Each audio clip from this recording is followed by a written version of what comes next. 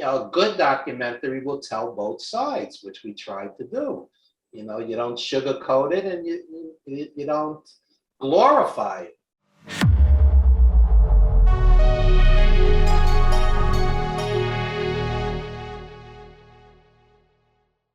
Hey guys, in today's video we're going to talk about the wrestling documentary 350 Days. For more info on that, make sure to check out the website 350daysofmovie.com. I'll link it in the description below. But with me is one of the producers on that documentary, Evan Ginzburg. We're going to give you some cool behind the scenes stuff. We're going to talk about filmmaking and more. So anyway, if you like this kind of content, please help support the channel by hitting the like button, subscribing, and sharing the video.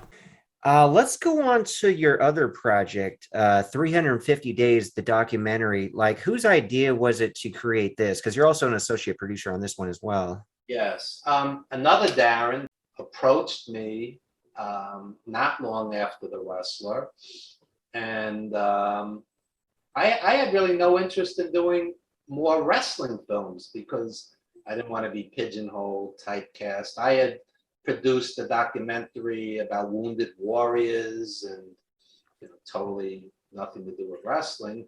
So I said, there's no way I could top The Wrestler. Why would I do another wrestling movie? That's a good point. So Darren Antola, he's pitching me this project.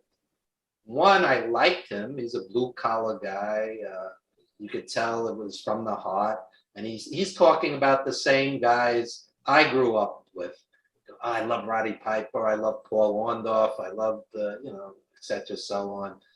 And he was so sincere about it and open to suggestions. I said, Darren, there's been a ton of wrestling documentaries. It's always the fanboys with the wrestling dolls and all of this. I said, if you're going to do it, really pour your heart out and make a great movie.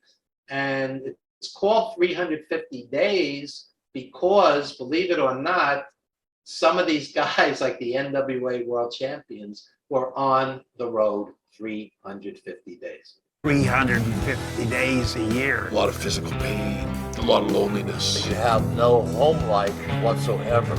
Can you imagine the toll that takes on your family, your marriage, your relationship with your kids? Or I should really say no relationship. Yeah, I was going to say there's no relationship there. Yeah. So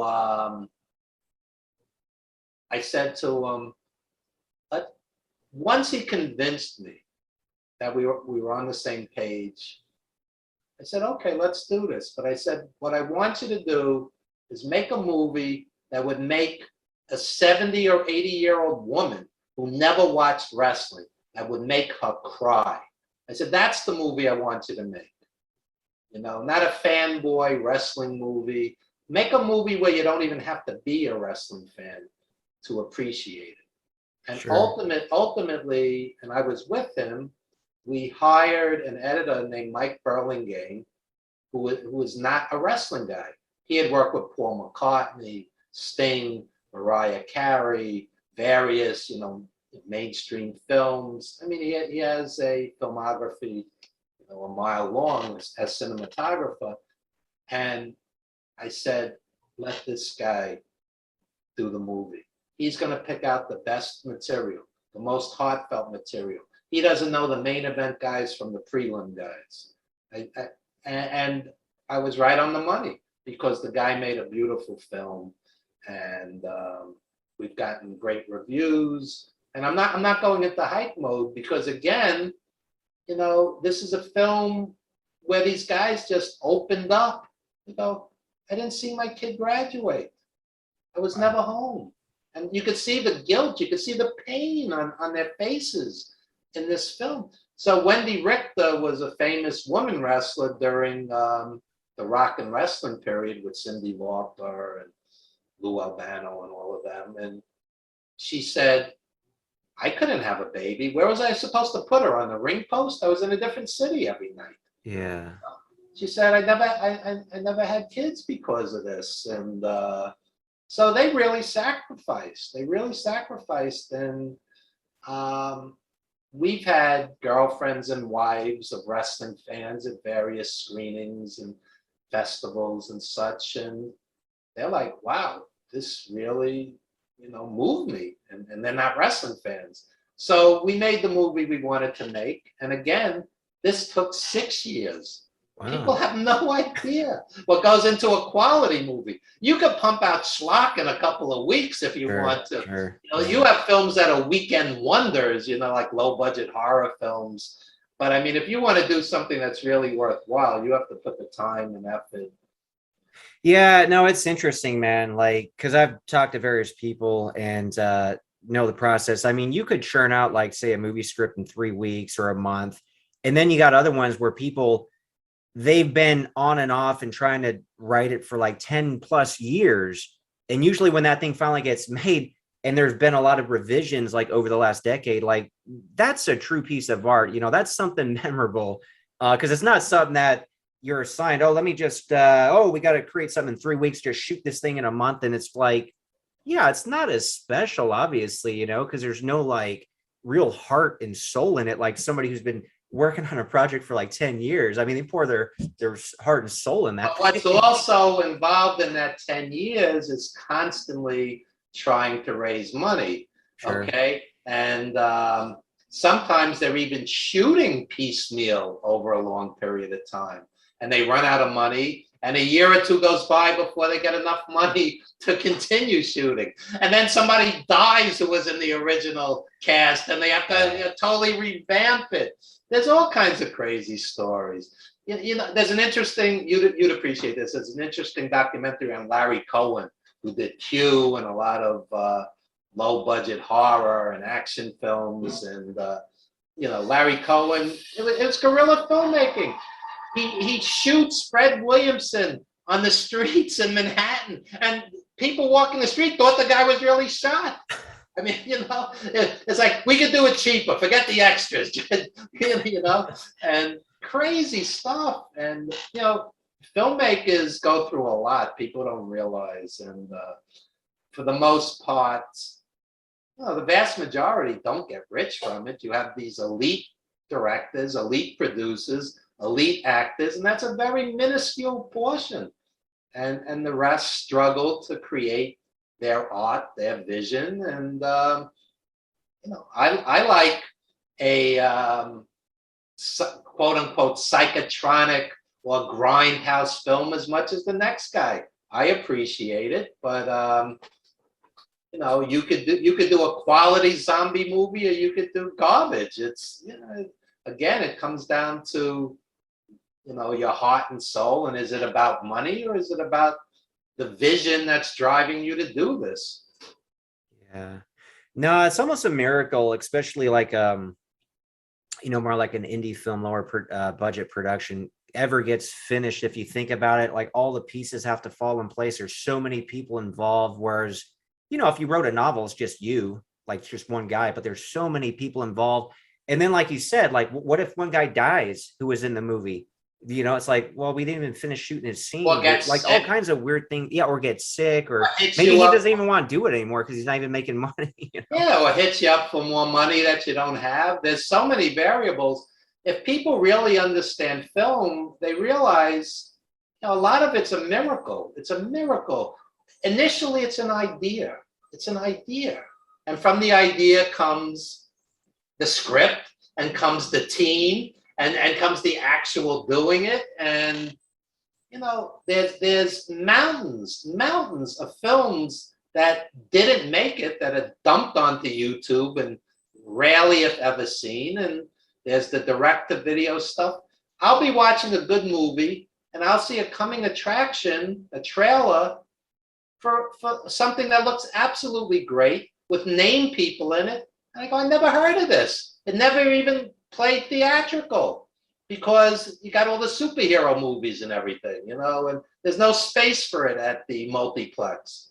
I'm like, these are named people, and how did this like just get lost?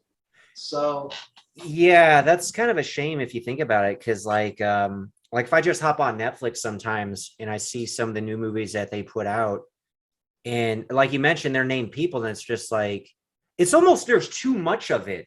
Like I'll never have the time to watch any of this. And like you said, there's no buildup and hype. Like I never even heard of this. It's already like out, and these are like named people. Usually you would, you know, like back in the day, it's like you may see the movie trailer on TV a month or two before it comes out, or you might see an ad in the newspaper or like a billboard. You kind of build like, so you're kind of like getting familiar with, and you get the anticipation. Now it's just like dumped on you. It's like it's too much. It's all dumped on you, and it's just like I spend more time on Netflix just kind of seeing what has been made, but never actually watching anything. Right? I'm just, oh, okay. I'm just watching like 10 seconds as I'm 45 scrolling minutes through. surfing on Netflix without watching anything.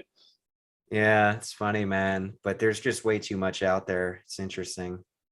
Well, what I'm finding as I get older is I like extremes. I want to watch something truly great, on the Criterion Network, or I want to watch something, grindhouse where you can just shut your mind off. Like I said before, Shaw Brothers, Golden Harvest, Toho, like Godzilla films, spaghetti westerns, Hammer horror.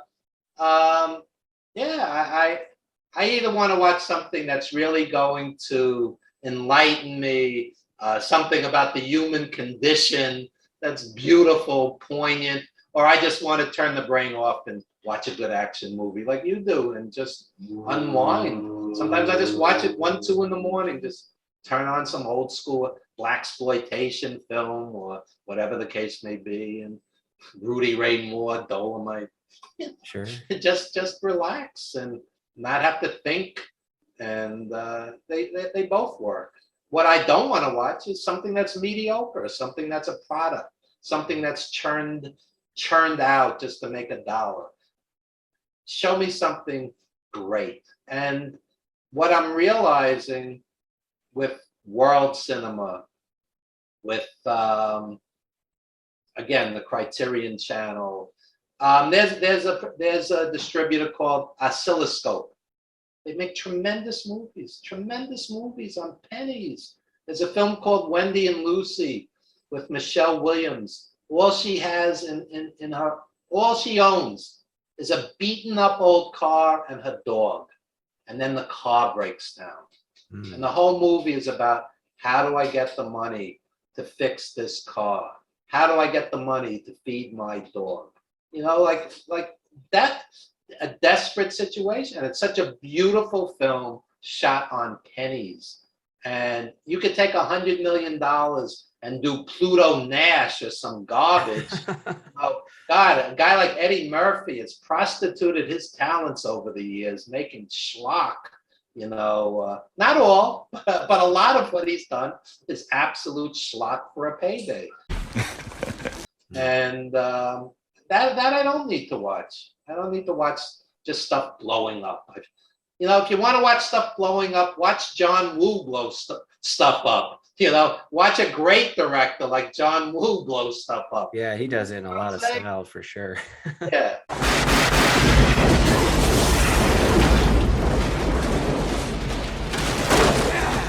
I mean,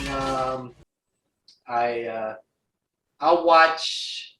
I like superhero films, but I'm not going to watch Avengers 37 times. I watch it once and enjoy it for what it is, but I want to be moved. I want to be touched. I want to, really. Some of these low budget, no budget indie films. You just get lost in it for an hour and a half, 2 hours. These people seem real to you. They seem real to you.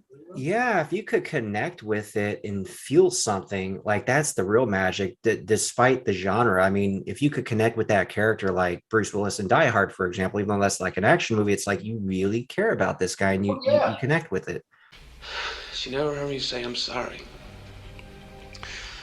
And I want you to tell her that, Alan. I want you to tell her that John said that he was sorry. One of the great experiences, again, that I had in a movie theater was watching the original Die Hard. The place was packed. The fans were going out of their minds. I thought Bruce Willis was going to die in that. Sure. And he probably should have, because the sequels never touched the original. So that's exactly what we're saying here. The first Die Hard was art. By the time you get to the 4th or 5th one, you go, enough already. It's a cartoon. I don't care. And this is cinema broken down to its basics, you have to care about the character. I care in the first Die Hard, I cared if he lived or died. By the fifth one, I didn't really care if I saw the end of the movie. You know, Yeah. it was like enough already. That's funny. So, what the fifth one, whatever it was. Yeah. Yeah, I forget how many they made. I'm sure they'll probably make another one or two, who knows. But so real quick though, just circling back to 350 days. So Darren, did he basically contact you just out of the fact that he knew you were an associate producer on The Wrestler? So he figured. Exactly. After The Wrestler came out, I probably did 100 interviews, just like this. I mean, The Wrestler was like on fire after it came out. So, my name in the wrestling community was pretty well known, and also in the wrestling community, I'm sure it's similar in the bodybuilding community. This person's reliable. This other person's a whack job. Etc. Oh, the reputation, sure. Yeah. So he reached out to me, and we had the initial meeting, and we hit it off, and he convinced me, and I'm glad because I'm proud of it. It's a very touching film, and ironically, in the film, there's a segment in the film about their injuries where these guys are pointing to like every part of their body that's been operated on, broken, ripped, torn, and and they talk about again the sacrifices with the wives and the kids, and at the end of the movie they all go, "I do it all over again." Oh my God, I'm afraid to say I would do it again. I wouldn't change it though. No regrets. I do it all over again because they also saw the world on the promoter's dime. They went to every corner of the globe. They, they had experiences like kings and queens. I mean, they're wrestling now, everywhere, China, everywhere now today. So these guys have been to every corner of the world.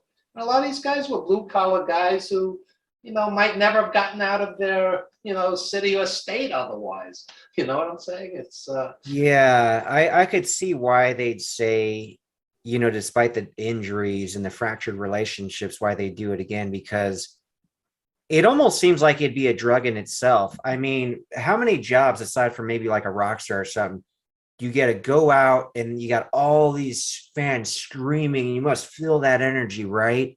And you feel special, and you are in a lot of ways because they're cheering for you and they want to see you, and you get to perform. And it's like an art, right? When they're performing and wrestling each other, that alone is an art. yeah. So I could see the appeal to it. It's sex, drugs, rock and roll. You're like a rock star if you're a famous wrestler, and you have the same kind of lifestyle. You have women throwing themselves at you for better or for worse, because it also destroyed a lot of marriages. Sure. You could party every night, or you could go back to the hotel and get a good night's sleep and be healthy. I mean, it was all a choice, but it was they had the greatest experiences and they had the worst experiences. That's it. I mean, summing it up in 10 words or less. I mean, they had a pay-per-view where Owen Hart was doing a stunt, Bret Hart's brother. Bret Hart's the star of our movie, and Owen Hart plummets to his death in the middle of the pay-per-view. His blood splatters the ring, and they continued the show. That's crazy. Absolutely crazy and despicable. So I had friends on that show, and we're like, they're wheeling him past us. He's blue. And I'm crying. And they told us the show must go on. So, you could be whining and dining with a world leader in a foreign country, or you could be watching your friend's body being, pulled out, and so it's a crazy business of extremes, and we captured some of this in the movie. And a good documentary will tell both sides, which we tried to do. You know, you don't sugarcoat it, and you don't glorify it. It's like some of these guys are headlining Madison Square Garden, the quote unquote greatest arena in the world, where Ali fought Frazier, you know, and some of them end up with nothing.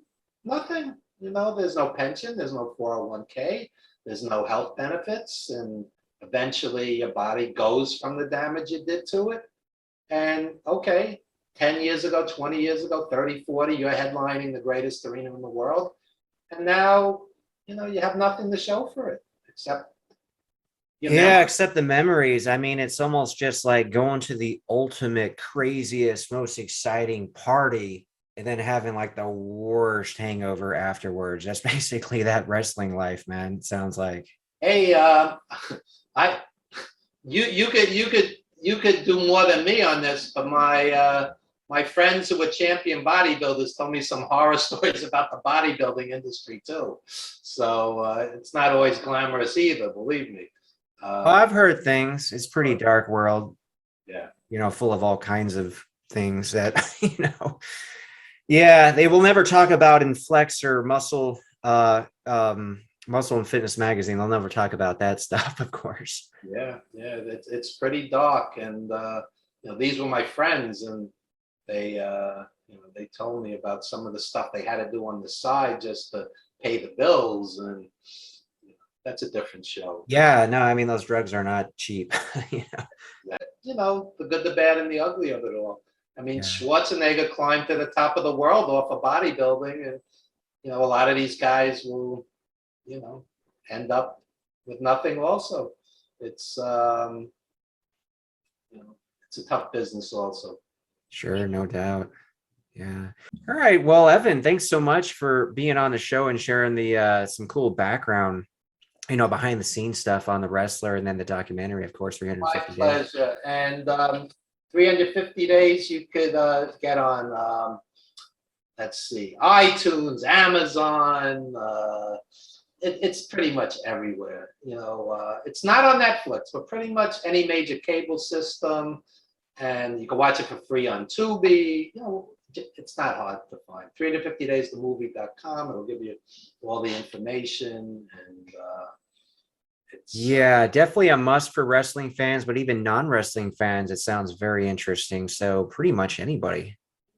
yeah, and bodybuilding fans too. They'll relate to it. It's Superstar Billy Graham was a champion bodybuilder. Yeah. And Hogan and these guys, basically, they all took his shtick. So I'll leave you with this. Hulk Hogan based his shtick on Billy Graham. Billy Graham based his shtick on Muhammad Ali. Muhammad Ali based a lot of his stuff on Gorgeous George.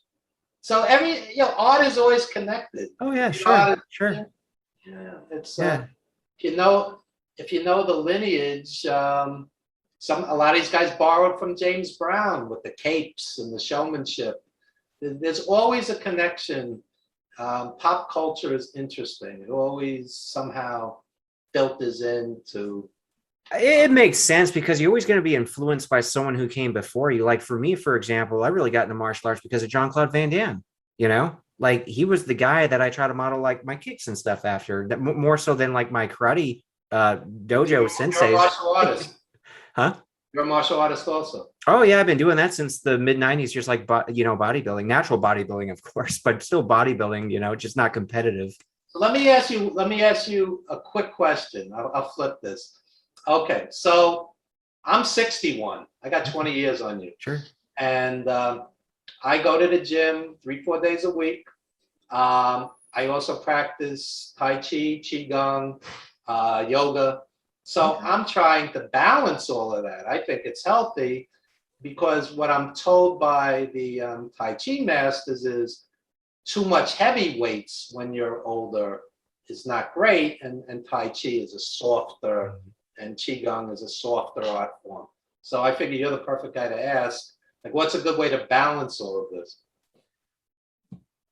You mean like with the lifting of heavy weights, or just doing your Tai Chi, your yoga, and your lifting weights in general? I'll go to the gym and do high repetition, lower weights. Okay. 3 days a week I'll go to the gym. Yeah, sure. And then 3 days a week I'll take Tai Chi, Qigong, yoga classes. So I'm trying to balance it in the healthiest way possible. I mean, for me, and obviously if you're taking the classes, you got to try to align it with the schedule. Like when I've taken yoga classes at the gym, for example, I would get there ahead of time where I could do my weights for an hour, then just go straight to the yoga class. So with the way I train, and sometimes, and I'm going to go later to do legs and martial arts stuff, I'll literally probably be there for 3 hours, which I don't recommend everybody do. That's a good portion of the day. But this is everything. I'm stretching. I'm doing like some yoga and balance drills. I'm doing my ab work. Then I'm doing my martial art drills and everything for about 2 hours. And then I'll lift weights for an hour, So I just fit it all in one workout, which some people may or may not be able to do, but I like to get it all done. I do the warm up, I do the stretching, because a lot of the stuff, like the first hour of my training, is really stuff to make me feel young. And then the other stuff is to kind of make me look young by the lifting weights and everything. But it's really, you need to feel young, and it's all about recovery. So even later, usually because I try to read about an hour a day, but I'll do it therapeutically soaking in an Epsom salt bath because it's really good for recovery. And then that's where I catch up on my reading, Wow. So, yeah. So this is great. Not only are you supporting film, you're giving out health tips. This is And I want to give out more health tips on my channel too, because I got a lot of people that ask me about that stuff. I'm always happy to share my experience because like I said, man, how many guys at 41 are literally in their prime? Like, I don't think a lot of guys are, so I want to 41 a shot. Yeah, you're doing something right. Thanks, man. And for your older viewers, I highly recommend Tai Chi and Qigong. They're beautiful art forms. Technically, they're martial arts. Yeah, sure. And I plan to eventually kind of go to that direction later. I've been more into like, formal classes like Krav Maga, which was over the last few years. That's really like brutal and hard and straight to the point. It's more martial than art. But yeah, as I get older, sure, I will. I'll definitely go into like Tai Chi and that kind of stuff, right? And Qigong is a real workout. People think because it's slow. I mean, it's a puddle of sweat an hour 15 into that. People don't realize. They see the old, Asian women in the park. Sure. They don't realize Qigong is serious. So anyway, I hope this inspires. I hope you at 41 and me at 61 inspire some of your viewers, listeners to take care of themselves. For sure. Because your health is precious, really. Yeah, that's more important than all the money in the world. I mean, think about it. Like, you don't think someone like Steve Jobs would have spent billions to cure himself if he could? Like, that money means nothing if you don't have your health, You didn't end well. Yeah. Yeah. On that happy note. On that happy note. Yeah, great chat, Evan.